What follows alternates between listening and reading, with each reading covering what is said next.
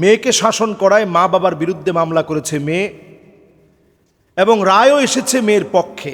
ইসলাম এই বিষয়ে কি বলে? এই বিষয়টা অত্যন্ত মর্মান্তিক বিষয় বলে আমরা মনে করছি। বর্তমান সময়ে আমাদের সন্তানাদি যখন একটু বড় হয়ে যায়, অনেকটাই এখন সন্তানাদি বেপরোয়া হয়ে যায়, এবং এতটাই বেপরোয়া হয় এই সন্তানদেরকে কন্ট্রোল করা কোনোভাবেই মা বাবার পক্ষে আর সম্ভব হয় না। বড় দুঃখজনক এক মহাসত্য আমরা 2025-এ এসে নিজের চোখে দেখলাম। অসংখ্য মিডিয়া কাভারেজ দিচ্ছে যে মেয়ে মা বাবার বিরুদ্ধে দাঁড়িয়েছে। আমরা তো এও দেখেছি মেয়ের হাতে মা বাবা খুন হয়েছে। এই বিষয়গুলো আমরা খুব স্বাভাবিক মনে করি। কিছুদিন এই বিষয়গুলো ট্রেন্ডিংয়ে থাকে, এরপরে আমরা ভুলে যাই। এই বিষয়গুলো কিন্তু স্বাভাবিক না, অস্বাভাবিক বিষয়। নবী আলাইহিস সালাতু ওয়াস সালাম বলছেন, এমন একটা সময় তোমরা দেখবা যে সময়টা এত ভয়াবহ হবে, হাত্তা ইয়াকতুলা আবাহু, পিতামাতাকে শুধু ব্লেম দিবে না। এখনকার মেয়েটা তো ব্লেম দিচ্ছে, শুধু ব্লেম দিবে না, পিতামাতাকে রীতিমতো সন্তান মারবে। আমি তো দেখতে পাচ্ছি যত আধুনিক হচ্ছে আমরা মোবাইলে, যত আর্টিফিশিয়াল ইন্টেলিজেন্স যত বেশি গ্রো করছে আমাদের দেশে, আর্টিফিশিয়াল ইন্টেলিজেন্স যত বেশি গ্রো করছে আমার বাংলাদেশে, তত বেশি কেমন জানি আমরা এখন অমানুষ হয়ে যাচ্ছি। পিতামাতার সাথে সুন্দর আচরণ আমরা অনেকেই ভুলে যাচ্ছি। পিতামাতার সাথে খারাপ ব্যবহারকে আমরা ব্যবহার বলে মনে করছি। অথচ মা বাপ তো তারা, দুনিয়ার জীবনেই শুধু মা বাপ কাঁদে না, বরং আল্লাহর আদালতেও মা বাপ আল্লাহর কাছে কাঁদবে। কোরআনুল করিম আল্লাহ রাব্বুল আলামিন আয়াত নাজিল করে জানালেন, والذين آمنوا واتبعتهم ذريتهم بإيمان ألحقنا بهم ذريتهم وما ألتناهم من عملهم من شيء। আল্লাহ রাব্বুল আলামিনের আদালতে সেদিন বাপকে আল্লাহ তাআলা ডাকবেন। আল্লাহ জান্নাতের সামনে দাঁড়িয়ে বাপ কাঁদবে আর বলবে, আল্লাহ আইনা উসরতি, কোথায় আমার পরিবার, কোথায় আমার ছেলে, কোথায় আমার মেয়ে। আল্লাহ সেদিন সন্তানাদিদেরকে ডেকে আনবেন। অনেক বাপ তাকায় দেখবে মেয়ের গায়ে জাহান্নামের পোশাকটা পরা, অনেক বাপ তাকায় দেখবে ছেলের গায়ে জাহান্নামের পোশাকটা পরা। সেই মুহূর্তে আল্লাহর কাছে বলবে, আল্লাহ আমি তো আমার সন্তানাদিদেরকে কষ্ট করে এদেরকে রেখে আসছিলাম আমলের উপরে, আজকে কেন তারা জাহান্নামের পোশাক পরা? তো সন্তানাদি জাহান্নামের পোশাক পরা থাকবে কেন? দুনিয়ার জীবনে যদি আপনি খোঁজ খবর না রাখেন, এই সন্তান আপনার তেমন কোনো কাজে আসবে না। আলহাকনা বিহিম যুররিয়াতাহুম, আল্লাহ তাআলা সেদিন ওই পিতামাতার সামনে সন্তানকে নিয়ে আসবে, তাকায় দেখবে জাহান্নামের পোশাক, বাপ হাওমাও করে আল্লাহর কাছে কাঁদবে, আল্লাহ এদের এই দশা কেন হলো? প্রিয় ভাইয়েরা, সন্তানাদিদের জন্য, তাদের ভবিষ্যতের জন্য আমরা কত কিছু করি, দিন রাত আমরা পরিশ্রম করি, তারা যেন ভালো পড়াশোনা করে, ভালো মানুষ হতে পারে, এই চেষ্টা আমরা আপ্রাণভাবে করি। সব চেষ্টার পরেও এই সন্তানাদি অনেক মা বাবার জন্য সেদিন আল্লাহর সামনে, জান্নাতের সামনে দাঁড়িয়ে কান্না করার কারণ হবে। আজকে এই জাতীয় মেয়েদেরকে দেখলে, যারা ওয়েস্টার্ন ট্র্যাডিশনে বড় হচ্ছে, ওয়েস্টার্ন কালচারে যারা বড় হচ্ছে, এদেরকে দেখলে আমরা নিজেরা বড় অবাক হই। যারা পিতা মাতার বিরুদ্ধে এসে মামলা দায়ের করে, যে একটু শাসন করেছে, আপনি নেশা করবেন আপনাকে শাসন করবে না, আপনি সারা দিন বাজে ছবি দেখবেন, মা বাপ প্রাইভেসি নামক এই যন্ত্র আপনার হাতে উঠাই দিয়েছে, আপনাকে মা বাপ কিছু বলতে পারে না। আমাদের দেশটা কখনো এই স্বকীয়তায় বড় হয়নি। আমরা এই স্বকীয়তায় বেড়ে উঠি নাই, কিন্তু এখন ইউরোপীয় কালচার এমনভাবে আমাদের ভিতরে আসছে, আমরাও এখন তাদের মতো হয়ে যাচ্ছি। পিতামাতার বিরুদ্ধে দাঁড়ানো, এটা আল্লাহর গজব পড়ার জন্য যথেষ্ট একটা কাজ। ওমরে ফারুক রাদিয়াল্লাহু তাআলা আনহুর সামনে এসে এক বাপ তার সন্তানকে নিয়ে হাজির হয়েছে যে সে প্রতিনিয়ত আমার সঙ্গে বেয়াদবি করে, খলিফাতুল মুসলিমিন, আপনার বিচার করে দেওয়া লাগবে।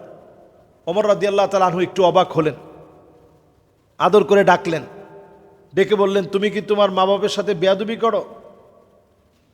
সন্তান তো বুঝে গেছে যে আজকে বাঁচার কোনো উপায় নেই। ওমর রাদিয়াল্লাহু তাআলা আনহু বললেন, পরিষ্কারভাবে বলো, তুমি কি বেয়াদবি করো? সন্তান এবার প্রশ্ন করলেন, খলিফাতুল মুসলিমিন, আমার কি কোনো হক আমার মা বাপের কাছে ছিল? উত্তর দেওয়া হলো, হ্যাঁ, তুমিও তোমার মা বাপের কাছে কয়েকটা হক পাও না। এক নাম্বার তোমার হক, তোমার মা বাপ তোমাকে এই পৃথিবীতে তুমি আসার আগেই তোমার বাপ তার চরিত্র ঠিক রাখবে, নেককার একজন স্ত্রী দেখে তার স্ত্রী হিসাবে গ্রহণ করবে। আমরা এই শর্তে একটু চিন্তা করেন, কয়জন বাপ হিসাবে আমরা সন্তান পৃথিবীতে আসার আগেই যোগ্য সন্তান যেন পৃথিবীতে আসে এই জন্য প্রস্তুতিমূলক নেককার দিনদার যেন আমার পরিবার হয়, এরকম একটা ফ্যামিলি বেছে নিয়েছি, এমন কয়জন আছে আমরা বলি? আমাদের সমাজে এখন আগে আমরা দেখি যে যেই মেয়েটারে বিয়ে করব মেয়েটা সুন্দর কিনা, অথচ নবী আলাইহিস সালাতু ওয়াস সালাম বলছেন, ফাদফার বিযাতিদ দ্বীন তারিবাত ইয়াদাকি, আগে দিনদারি প্রাধান্য দাও। সৌন্দর্য শেষ হয়ে যাবে অথবা সৌন্দর্য থাকবে, টাকা পয়সা শেষ হয়ে যাবে অথবা থাকবে, বংশ পরিচয় হয়তো শেষ হয়ে যাবে অথবা থাকবে, কিন্তু দিনদারি এমন বিষয়, এইটা যদি কেউ প্রাধান্য দেয় এই বরকত থেকে যাবে। 2 নাম্বার সন্তানের হক নবী আলাইহিস সালাতু ওয়াস সালাম জানিয়ে গেলেন। 2 নাম্বার হক হচ্ছে আপনি আপনার সন্তানের জন্য সুন্দর একটা নাম রাখবেন, আব্দুল্লাহ, আব্দুর রহমান, আরো যত সুন্দর নামগুলো আছে যেগুলো আল্লাহর প্রশংসা পাওয়া যায়, উব্বিদা ও হুম্মিদ, যেগুলোর ভিতরে আল্লাহর প্রশংসা, আল্লাহ রাব্বুল আলামিনের ইবাদত পাওয়া যায়, এইরকম নামগুলো রাখেন। এরপরে 3 নাম্বার হক হচ্ছে ছোটবেলাতেই সন্তানদেরকে তাওহীদ শিক্ষা দেওয়া, আল্লাহকে চিনানো, নবী করিম সাল্লাল্লাহু আলাইহি ওয়াসাল্লাম সম্পর্কে চিনানো, এই জ্ঞানগুলা ছোটবেলা থেকে শিক্ষা দেওয়া। সন্তান এখন বলে উঠছে, খলিফাতুল মুসলিমিন, আমার মা নেককার না, আমার বাপ আমার সুন্দর কোনো নামও রাখে নাই। 3 নম্বরে আমার বাপ, আমি সন্তান হিসেবে আল্লাহ পাককে আমাকে চিনায় নাই, তাওহীদের জ্ঞান আমাকে শিখায় নাই, বোঝায় নাই। হযরত ওমর রাদিয়াল্লাহু তাআলা আনহু মাথা নিচু করে ফেললেন। এজন্য আমরা আমাদের সন্তানদেরকে ভালো কিছু দিতে পারছি কিনা, সন্তানদের হকটুকুন আমরা আদায় করছি কিনা, এটাও আমাদের কিন্তু জানার বিষয়। এবং আমাদের এই জাতীয় মেয়েদেরকে দেখলে আমরা একটু চিন্তায় পড়ে যাই, আমরা একটু হতাশায় পড়ে যাই যে আমাদের আগামীর প্রজন্ম যাবে কোন দিকে। আমাদের আগামীর প্রজন্ম পথভ্রষ্টতার দিকে মিসগাইড হয়ে যদি চলে যায়, আমরা আমাদের এই প্রজন্মের জন্য কি করলাম, তাদেরকে আমরা বোঝাতে সক্ষম হয়নি। হয়তো আমরা হয়তো তাদেরকে বোঝাতে সক্ষম হইনি। যদি সক্ষম হতাম আমাদের এই প্রজন্ম মিসগাইড হতো না। এজন্য সন্তানদেরকে নসিহা করবেন, নসিহাতের সময় সন্তানদেরকে নসিহা করবেন, আদর করে, ভালোবাসা দিয়ে, সোহাগ দিয়ে, হাতে ধরে নসিহা করবেন। লোকমান আলাইহিস সালাতু ওয়াস সালাম নসিহা করেছিলেন স্বীয় সন্তানকে এইভাবে, কত চমৎকার শব্দ চয়নে, কত চমৎকার শব্দ চয়নে, ইয়া বুনাইয়া লা তুশরিক বিল্লাহ ইন্নাশ শিরকা লাযুলমুন আযীম। হে আমার প্রিয় সন্তান, খবরদার, হে আমার প্রিয় বৎস, খবরদার তুমি শিরক করতে যেও না। আদর করে করে তিনি নাসিহাগুলো করেছিলেন। এজন্য সন্তানদেরকে নাসিহা করতে হবে। এই সন্তানগুলো যেন ভুল পথে পরিচালিত না হয়, আমরা নিজেরাও সজাগ থাকতে হবে। আমাদের গার্জিয়ানদেরকে সজাগ রাখতে হবে। ছোটবেলা থেকেই সন্তানদেরকে আদর করে, সোহাগ করে, ভালোবাসা দিয়ে মসজিদমুখী করতে হবে। মেয়েদেরকে একটু ঢিলেঢালা কাপড় পরাতে হবে। আম্মাজান 6 বছরের বাচ্চার একটু টাইট ফিট কাপড় দেখেছে, আম্মাজান সেটা কেটে দিয়েছে। নুপুর পরা দেখছে, ভিতর থেকে ঝুনঝুনি বের করে দিয়েছে যাতে আওয়াজ না হতে পারে, কারণ এতে করে শয়তান ঘরের ভিতরে থাকে, রহমতের ফেরেশতা দূর হয়ে যায়। তো মেয়েদের ব্যাপারে ছোটকাল থেকেই ঢিলেঢালা পোশাক পরতে দেয়া, ছোটকাল থেকেই পর্দার বিষয়টা তাকে বুঝিয়ে আনা যে তোমাকে কিছুদিন পরেই কিন্তু পর্দা করা লাগবে।